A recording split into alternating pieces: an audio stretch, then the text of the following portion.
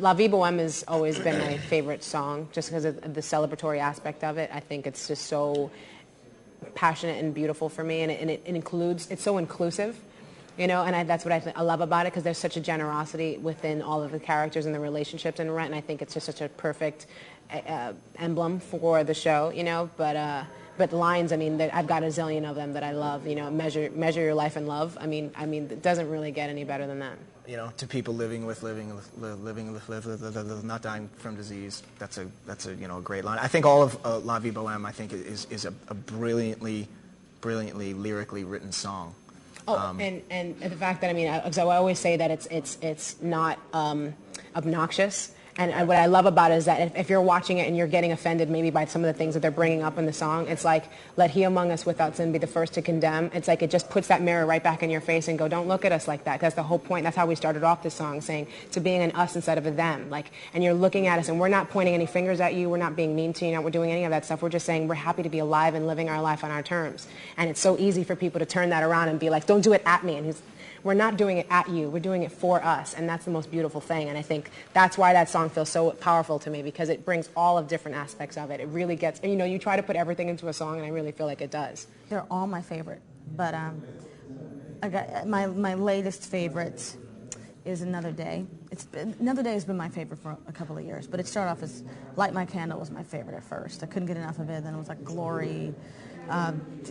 You know, it changes. It changes. It was Out Tonight at one point, but right now it's Another Day. Just I think I'm a little older, I think, and I understand the weight of that mantra now, and how to really seize the moment. And I think it's just a great way to live your life. So, mine's not so heavy like that. Mine's got a light, got a light. Just that moody, Mimi thing. I don't know. I just love that. I wish I could play that part just to sing that song. Just to sing, yeah. There's so many. I mean, first of all, look, we've had so much time absorbing all this material. I mean, it's been literally years and thousands of performances. So if you ask me that question 10 minutes from now or tomorrow, I'd have a completely different answer. So it's really hard to say one thing. I mean, there's so many moments in the stage production and in the film that I'm like, I love that moment. And then you ask me 10 minutes later, I'm like, you know what I love? And I love this moment, you know. I'm sure it's the same way with the fans. I mean, they like so many different aspects of it. There's so much to love. I love all the songs, all of them.